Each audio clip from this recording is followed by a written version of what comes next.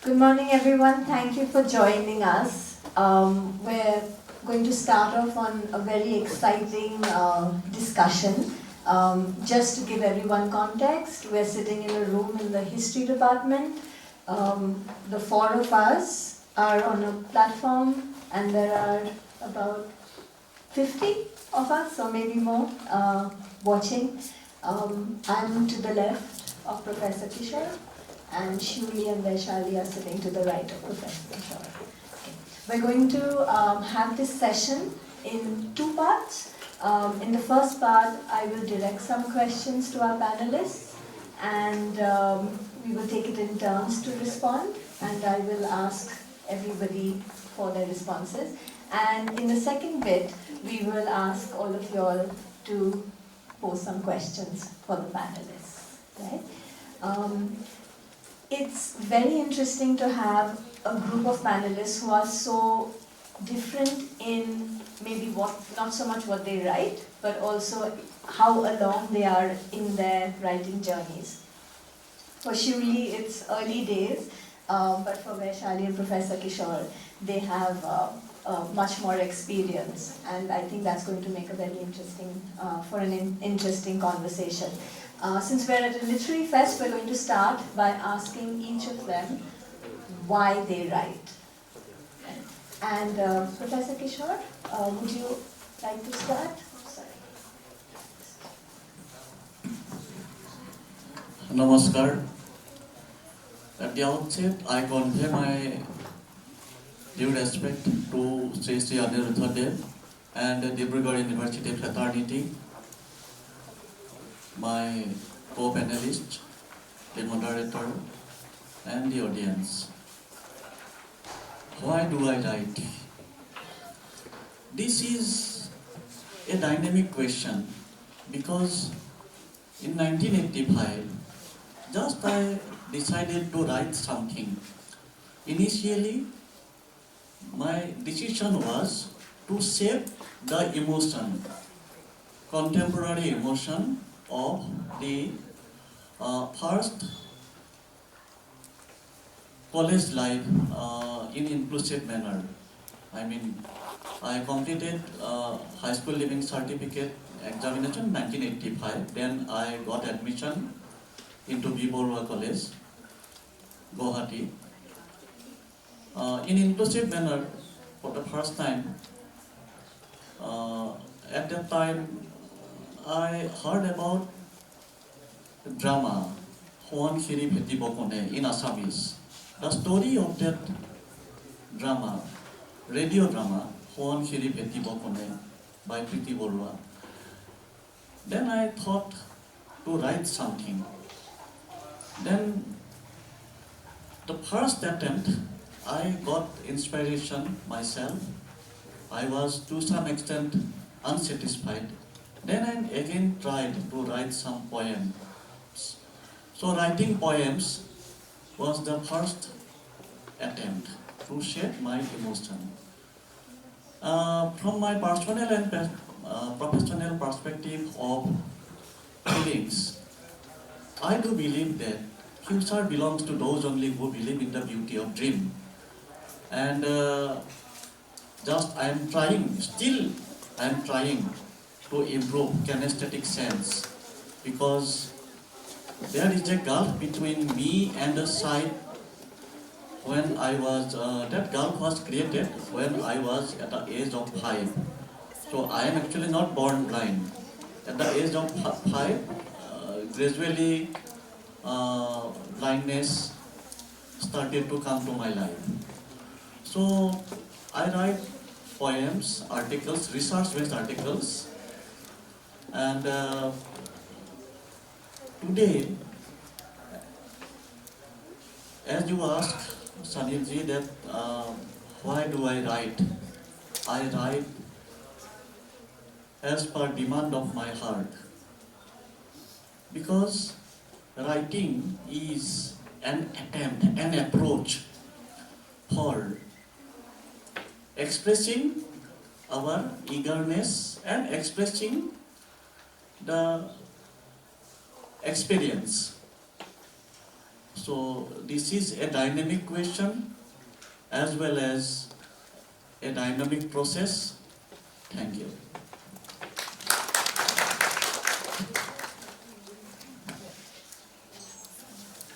Thank you, Professor. SHIULI?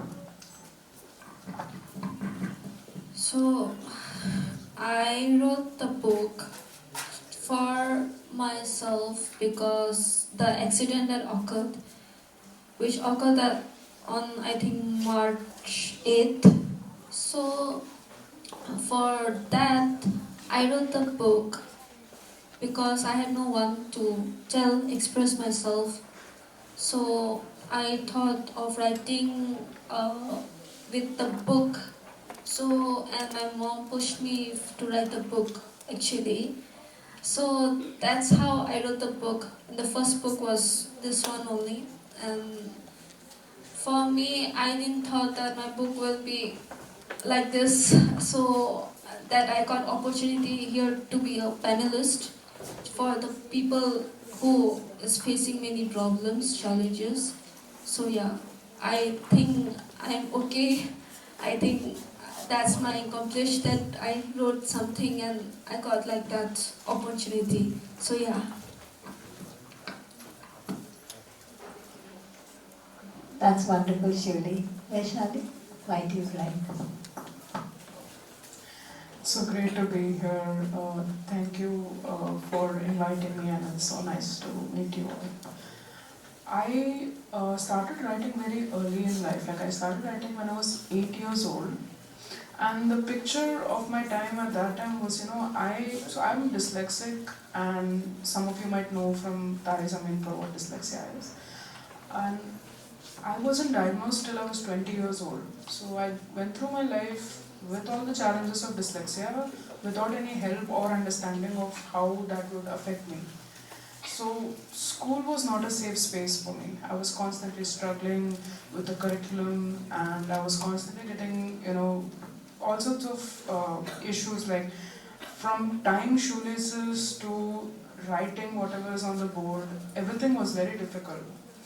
And my home life wasn't great either. My parents, so I didn't have a very peaceful home life. So writing became my safe space.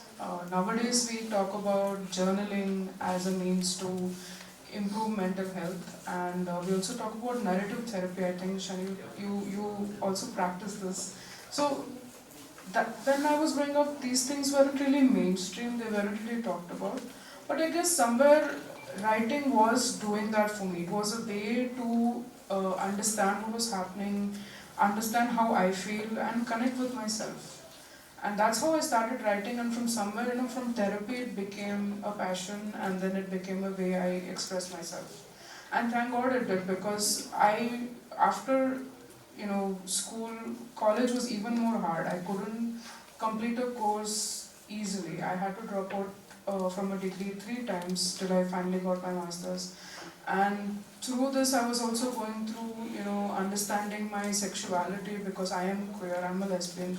So to see myself as being so different from others, and to understand what I'm going through and why I'm not having the same feelings others are having, writing was there throughout, helping me understand and process these feelings. So that's why I think writing is something that saved me from utter chaos. And then once I figured out who I am and I felt better about it, I think writing then became about expressing myself to others, telling people what I am like, and also telling people what it's like to be me and what it's like to live a life like me. So that's how it got started, and I'm so glad I started writing. Thank you so much. So we understand that the need to write was a demand for the heart, for self-expression for oneself, and also as a safe space. Thank you so much. We'll take the next question and come back maybe in the opposite order. So Vaishali, I'll come back to you. This is a panel that has been put together because of certain lived experiences, experiences of disability.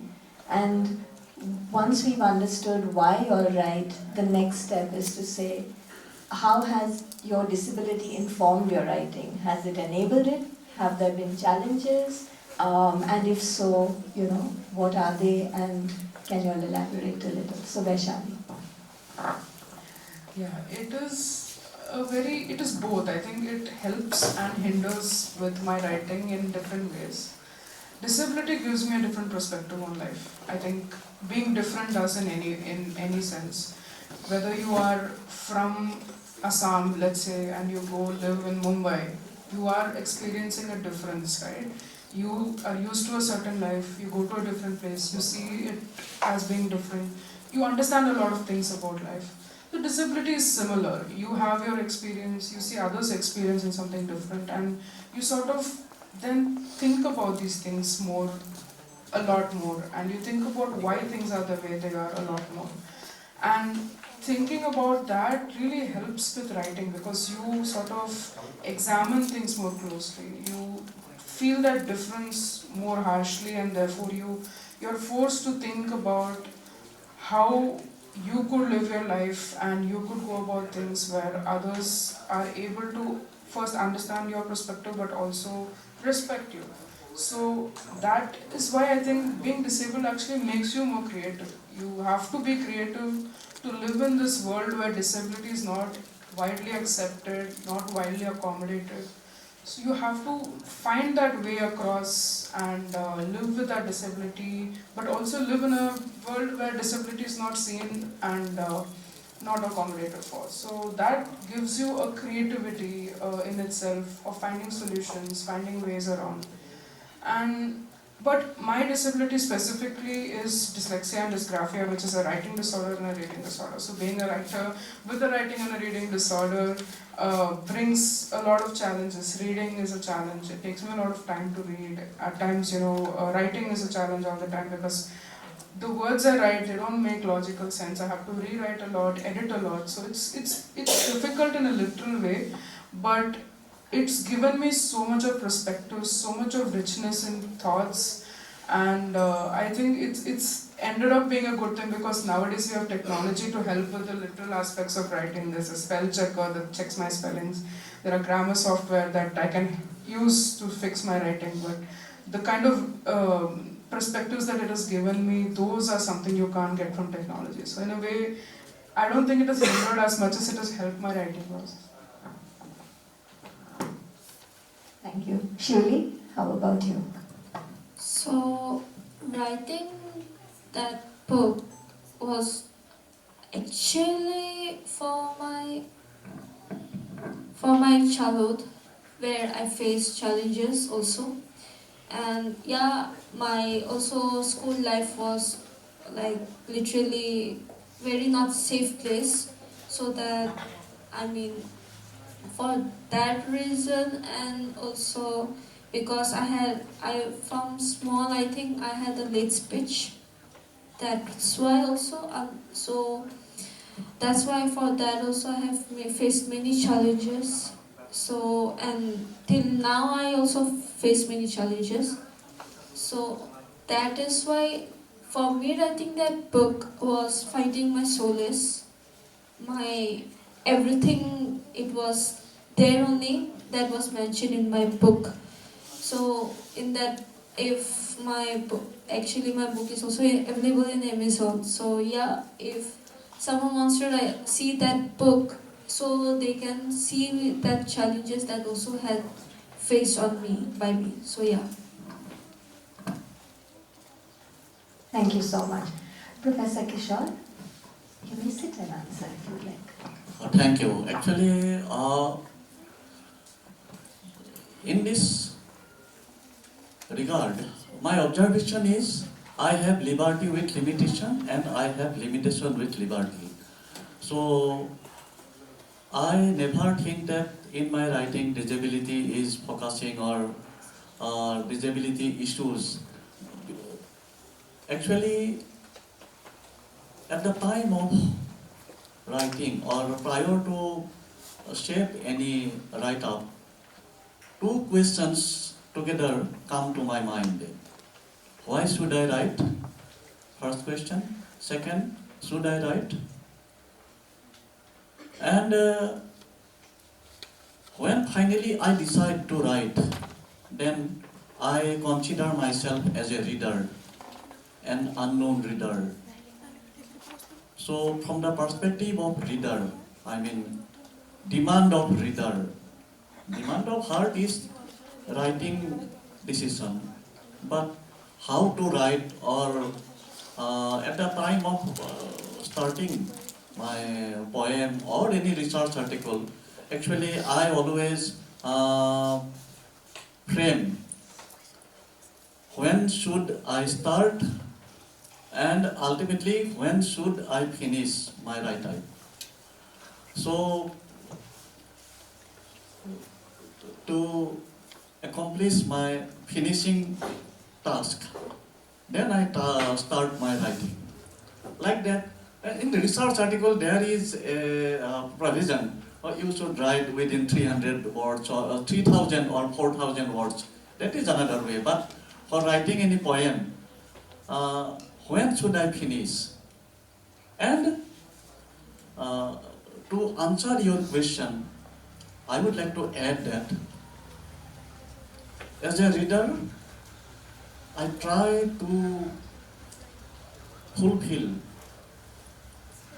a tendency to read again, so that after reading my creation, the reader should demand again I should read it, like that. So the disability perspective, yes, I have some limitation because explanation or mentioning colors and mentioning some description, I have limitation. But when I listen books, audio books or any newspapers, my wife regularly reads newspapers and books also, story books, novels of different writers of different languages, and I do follow to some extent the e-books, audio, I listen. Then I create and I go to an imaginary world. So in that imaginary world, me, my feelings and my expression, we are searching each other, like hide and seek game we play all together. Thank you. Thank you, Professor. So as we understand how has disability maybe informed their writing, there has been an idea of finding solace, of finding or addressing challenges, of exploring and examining differences as well, and sometimes writing for the reader, not necessarily just as a need of the writer, but for the reader to read again. And I think what Vaishali also said, that living a life with the experience of disability requires creativity. And so everything, at every stage, even everyday life, is creative. So now that we've talked a little bit about your writing and how disability has informed it, yesterday at the first session, for whoever was present, I think it was Joaquim Arena, I'm not sure, in case I'm mistaken, my apologies, but he was talking about how that group was put together because of African literature, and how there's really nothing like African literature. It's so diverse, it's so many things. So in a similar way, this group has been put together for certain reasons. But I think it's very important for us to understand from people with those lived experiences how they would like to position their writing, because we're here for their writing. And so my next question would be about that. how would you prefer to position your writing in a space like a literary fest or amongst literary circles? Because I know some people write about their experiences, so then it would make sense to sort of put it together. But as Professor Kishore said, he writes poetry about a lot of other things. So it's not necessarily about the experience of disability. So how would you like to position your writing? In other words, if you're advocating through your writing, how would you like that to be put across? Professor Kishore, we'll start with you. Thank you. Actually, to overcome stigma and discrimination in different ways of life, because I often talk with my, in this matter, I often discuss with my wife Aditi that stigma and discrimination in all aspects of life, because all aspects means such literary festival may pave the way, a new arena of sharing our views, and need of that literary festival. Need means that refers to our common platform for life needs more, our life, to overcome any stigma and discrimination. On my personal experience, actually, though just experience and again I should not mention, but still a section of people think that blindness refers to music, footpath, and beggary profession, like that. And anyway, our writing, our future, because as I told, future belongs to those only who believe in the beauty of dream, that to attain our dream, such literary festival, and again we get some inspiration today from the literary person from Ukraine or Uzbekistan. Just I attended prior to this session, got some information, got some fantastic moment I enjoyed. And smartphone, smart life, what is smartness? Such literary festival may give us smart approach. Smart means, my understanding, specific, measurable, achievable, realistic, and time-bound. SMART. This is not universal definition. This is for my understanding, my personal. So I don't like to argue in this matter, in this definition. So specific, measurable, achievable, realistic, time-bound literature we should create, and we are responsible. Our feelings should maintain social responsibility and approach to carry our civilization. What is civilization? Civilization is our lifestyle and our historical approaches for future, specific, realistic, time-bound expectation. Thank you. Thank you. Shuli, go ahead. So, as Professor he said that about this thing, and I do agree on that, because me was first purpose, me writing that book was for myself actually, and not for this one, but like there are many person who are really invisible, so or like there are many, they face many issues also. So yeah, I would say that that book can help for those people who really is disabled, and can can help in future also. So yeah, that's why I had to write also. And this is my second time that I came here, because first time it was just for my book relaunch, I was called for that. And second, this is the second thing that I was called for. A panel is for those people only. So yeah. Thank you. Vaishali, how would you like to advocate?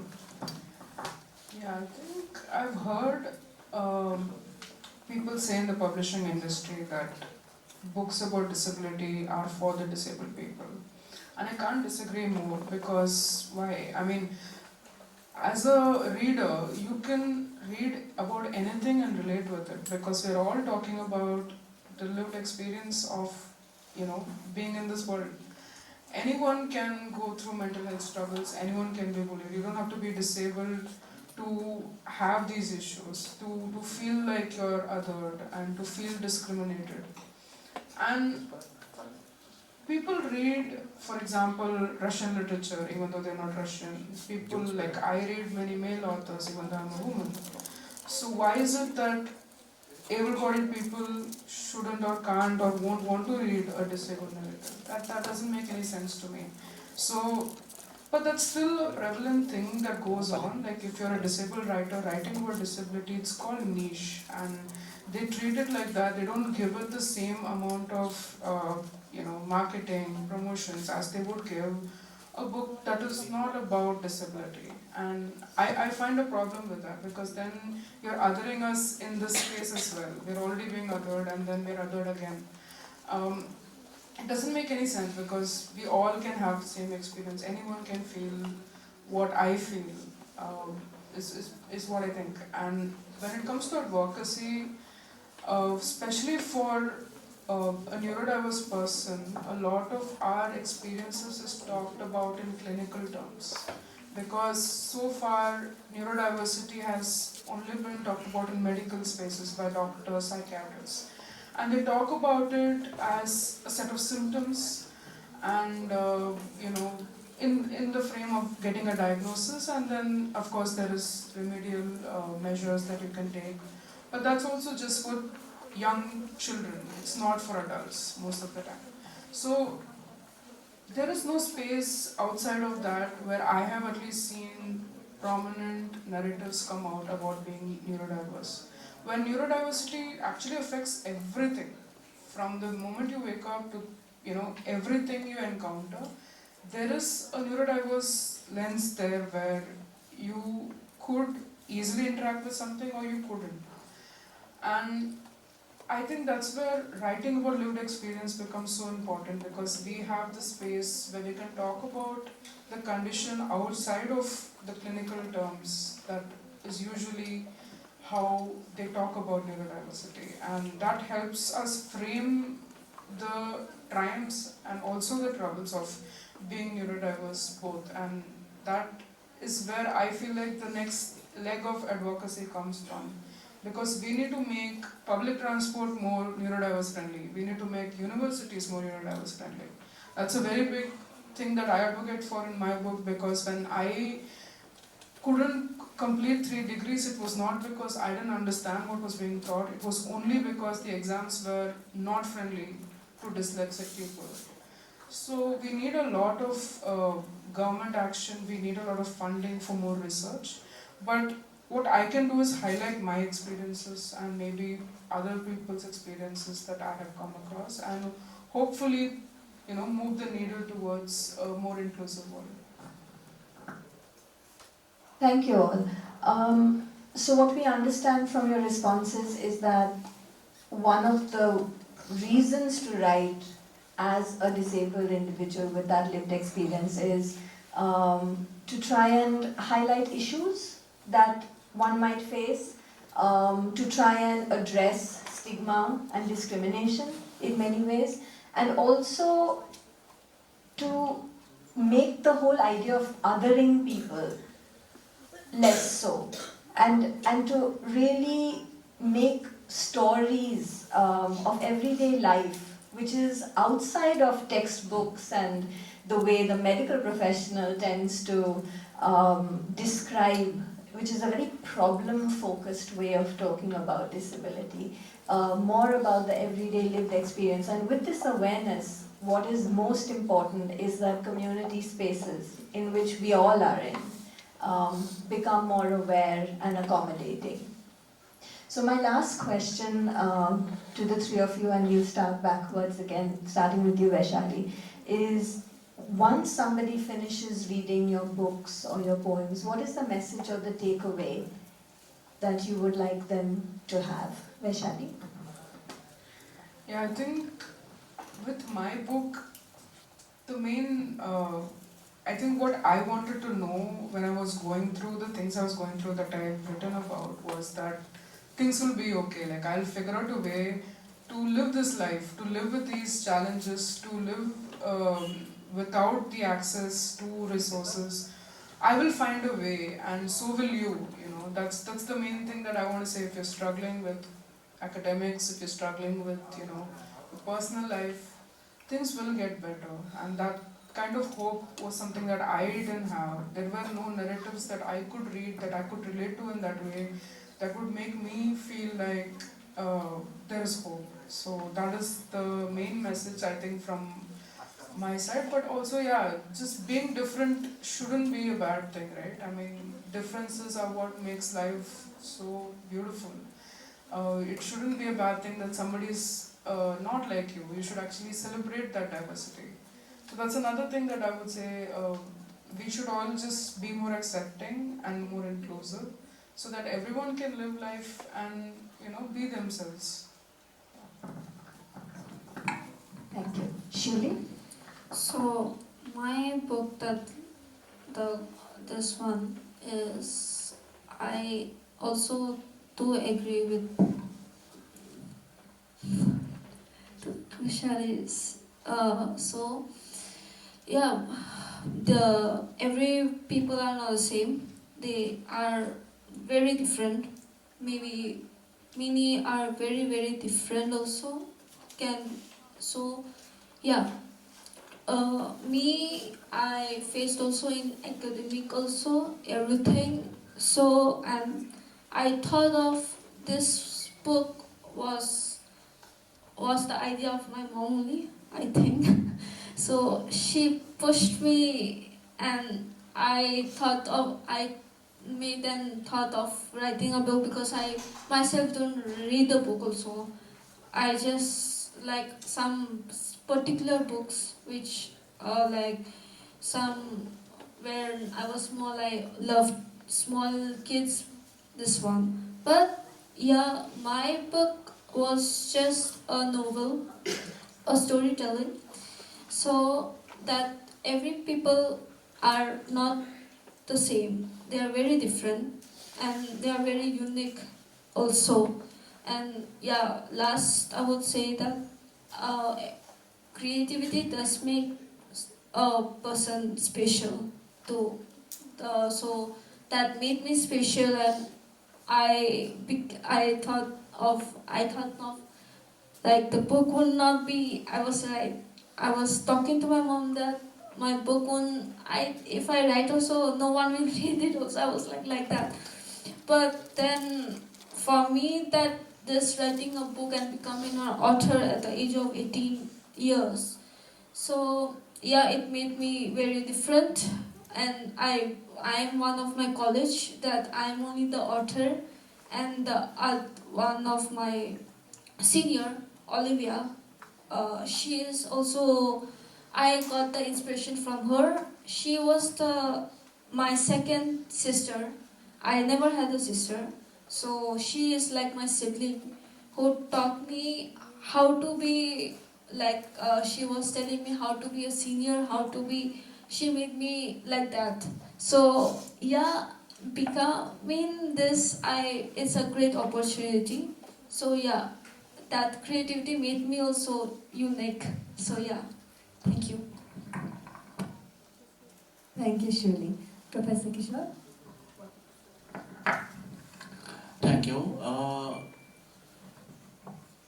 This is very interesting that so far my understanding is when a creation such as an artist creates an idol, but after placement of that idol in a worship place, then that artist has no personal right on that idol in that public worship place like that. My first writing, it was published in Hostel Wall magazine, Dibrugarh College Hostel Wall magazine. Then I got inspiration. And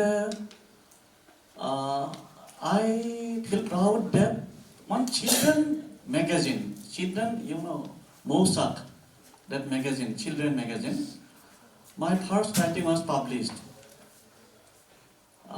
আমি কেনেকৈ পঢ়িছিলোঁ. Then when 1988, my first collection of poems, it was published, and then I was a college student, I got inspiration.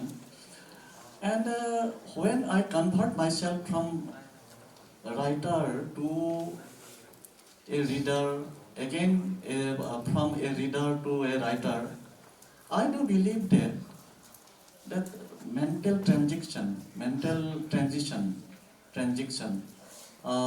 that is very complicated task, because transformation and writing, personal feelings, how to write, and my one book, Life and Light, An Introduction to Disability Studies, already 3 editions have been published. And then Towards an Inclusive Tomorrow, that is also research-based articles, my project experience, and Vision and Light, that is based seminar papers, collection of 7 research papers recognized by UGC, based seminar paper, and 7 collection of poems, 7 books, and first part of my autobiography. Actually, autobiography, when I published in 1998, and some family members expressed dissatisfaction with me because I mentioned some true incident like that. And then 2 collection of articles based on personal experience.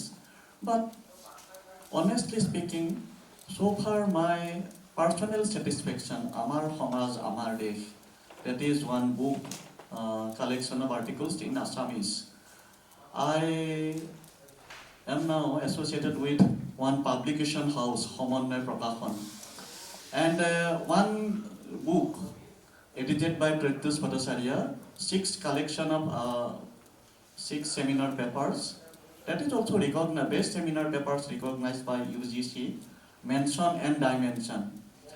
Actually, life is an experiment to fulfill our tendency of have and have not.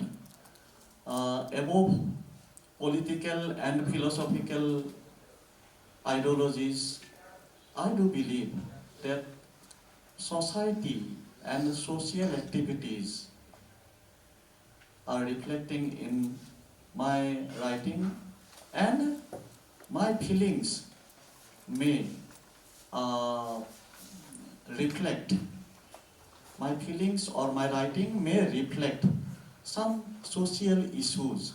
Social issues, that is emancipation, equation, but till now I am not writing any novel, just I am thinking to write. Novel is a wide process of feelings. So, not writing good book, that is my disability, so far my understanding. So, just I'm trying and thinking to write more and more fruitful books. Thank you. Thank you, Professor. Thank you, everyone. So what we understand is, if somebody has a message and if our panelists have a message, Professor Kishor's writing is very varied, from the academic to poetry, highlighting societal issues and reflections on society. The message for both SHIULI and VAISHALI is that there's uniqueness in difference, and that difference, we're all different. As well as the idea that there is hope, and that even through difficulties, individuals are trying to figure it out and keep going. Thank you so much. We'll open to questions from any of y'all. Would somebody be able to pass a mic around if anyone has any questions for the panel?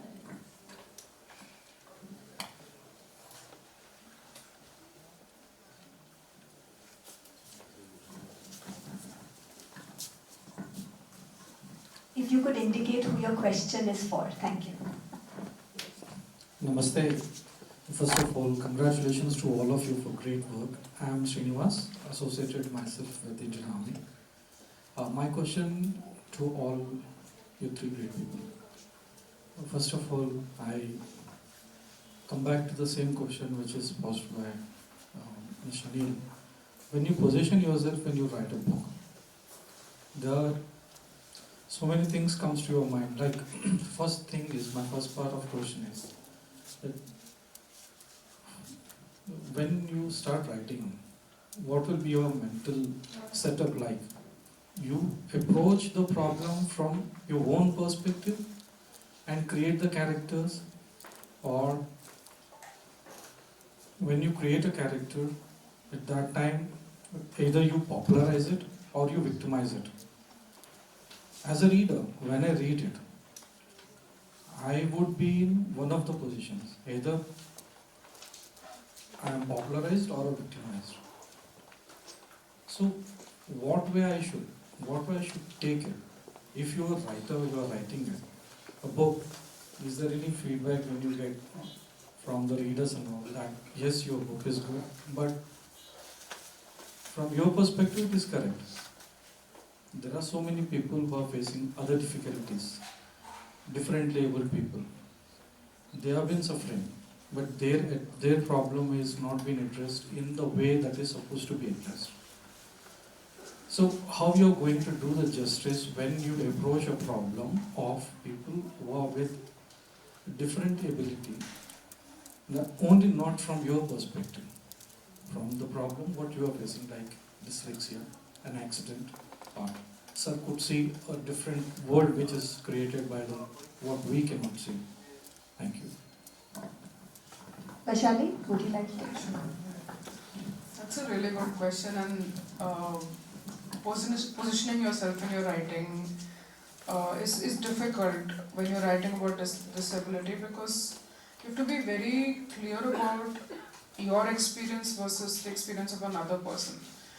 In terms of neurodiversity, it's every neurodiverse person is different.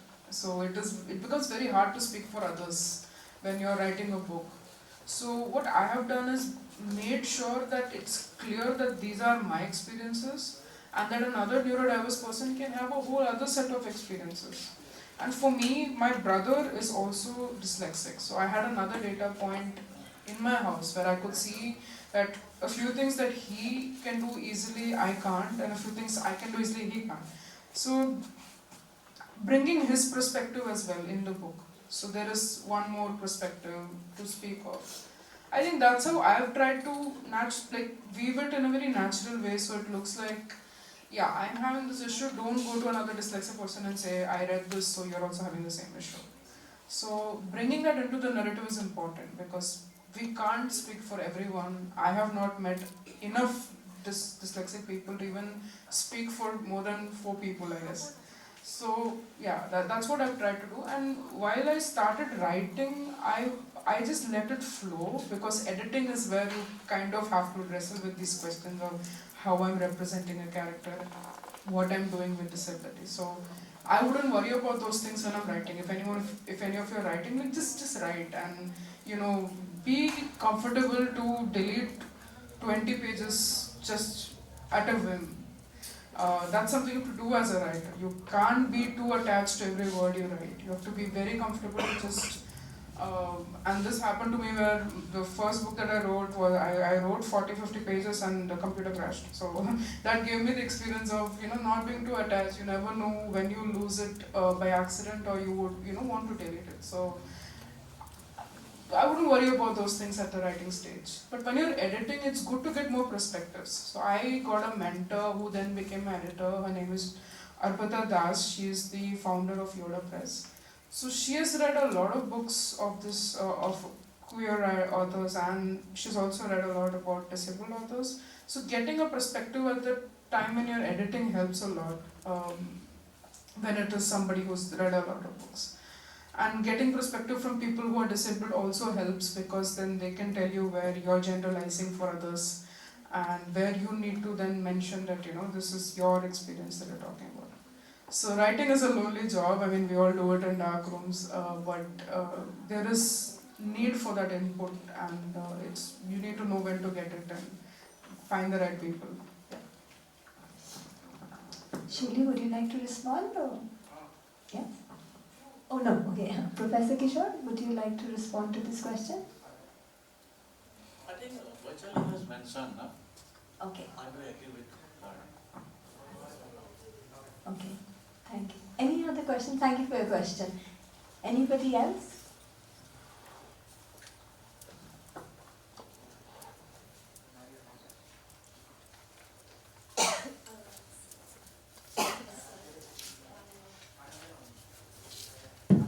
Hi.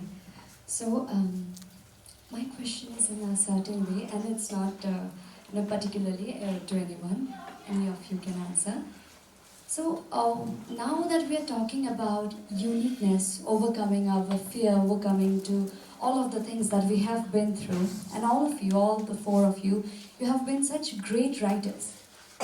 So my question is, do you think that it is because of all the things that you all have been through, all the extraordinary or the dramatic things that you all have been through, it is because of that you are today at the place where you should be? Or do you ever thought, why me? Or do you ever thought of going back to time and changing everything? Or are you just grateful for the things that just happen in life?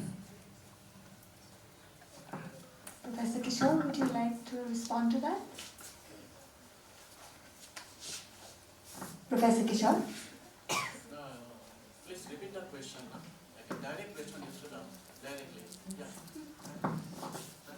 So my question is, Please introduce yourself. Who is speaking?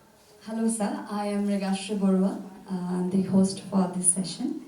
So my question is, are you grateful, or are you just, have you accepted all the incidents that have happened to you for which you are in a position today? Or do you have any regrets, or have you ever thought of going back in time and changing everything?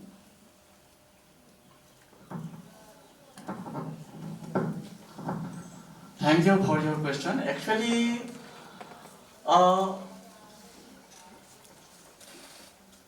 each and every person, for writing, there is no universal law. Number one, experience you may note down, that is diary or your day-to-day life, but to shape, because there are many ways, in the form of short story or novel, or what I shall say, poems and articles.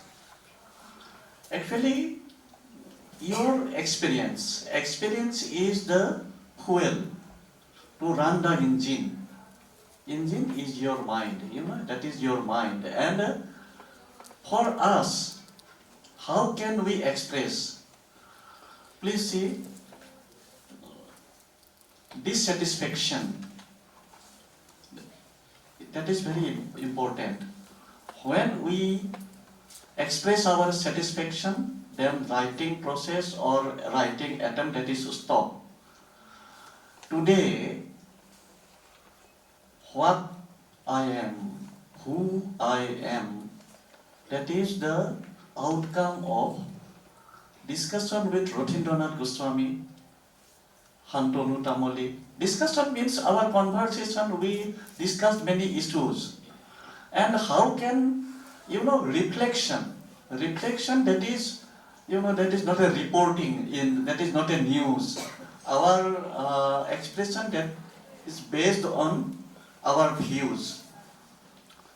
And so I told that above political and philosophical ideologies, just I mentioned a few minutes back, above political and philosophical ideologies, our mind is to fulfill tendency of have and have not, like that. So thank you. That is my suggestion is we should become more and more smart. Smart means just I told, no? That is my personal feelings. You may agree or may not. But when we speak specific, measurable or achievable, realistic, time bound, if I express I should go to Everest, how can I go to Everest? When should I go to Everest? Because that is not achievable for me. But I may create a character, Arunima Sinha. I may create, yes. Already Arunima Sinha, respected Arunima Sinha is there. On the basis of her experience, her desire, we may create some characters for writing. And we may search ourselves in between some incidents. And a famous short story in Assamese, Ismail Shekhar Khondhanov by MOHAN. And many more stories are also available. Our SHANEEL MUKERJI, she will also speak about summer ghosts, like that, Shankha ghosts. So many incidents are there, from real life to our creation. Thank you. I'd like to add, Go ahead. so I don't think I have any regrets for who I am and how I got here. I would choose to be the same person if I had a choice. But I regret not having the knowledge about who I am, like specifically getting a diagnosis very late in life was a big cost for me because I had to, without that knowledge it was hard to figure out a lot of things. So if I regret something, it's the fact that I didn't know a lot of things about being dyslexic earlier and that the world isn't as inclusive as it should be for a person like me. That's the only thing I would want it to be different.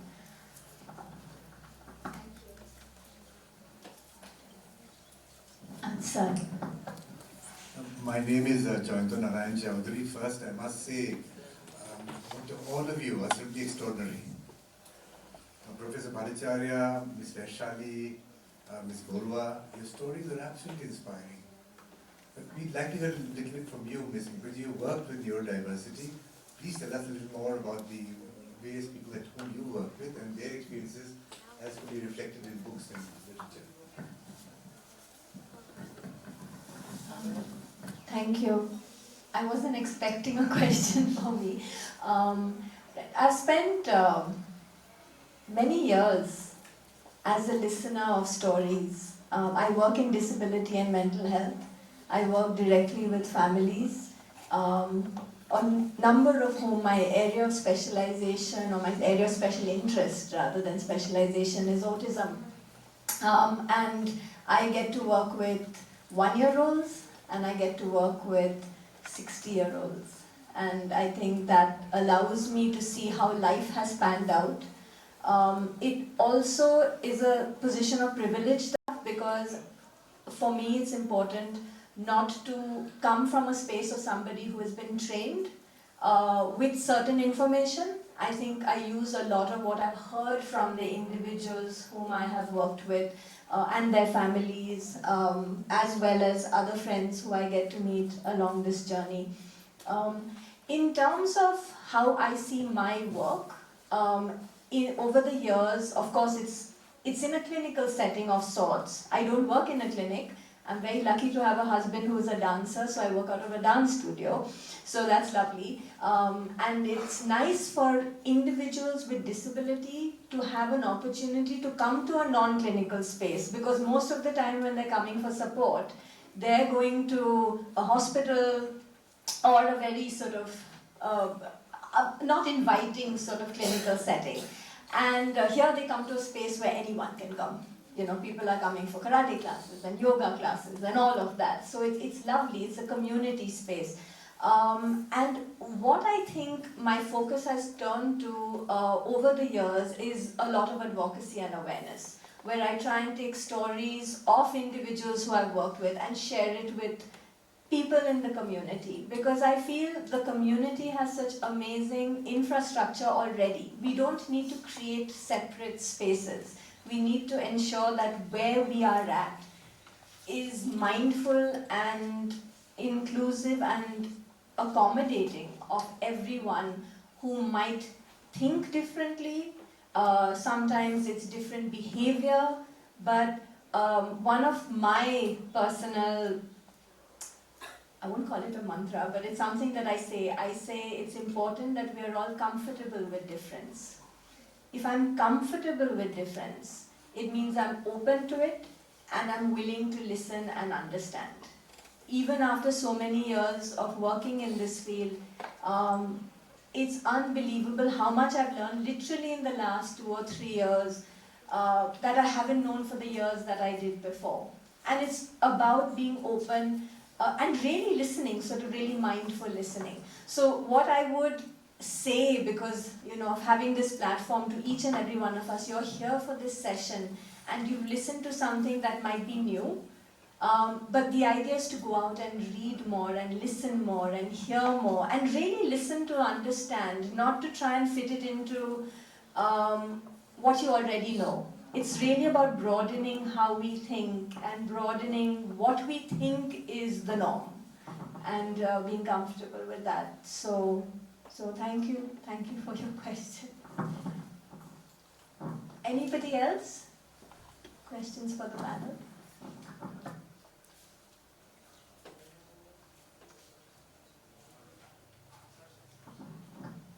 Is there anything that you all would like to say for wrapping up? Vaishali, Shiuli, Professor Kishor, any last message for our listeners? You're good? Professor?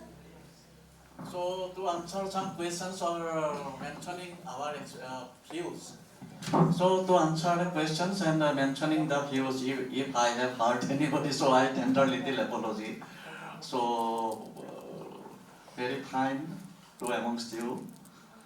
ভাল লাগিছে আপোনালোকৰ মাজত আহি আৰু এনেকৈ ডিব্ৰুগড় বিশ্ববিদ্যালয় হওক বা আমাৰ foundation of culture art and literature may go ahead. We are always with you. We are always for you. Thank you.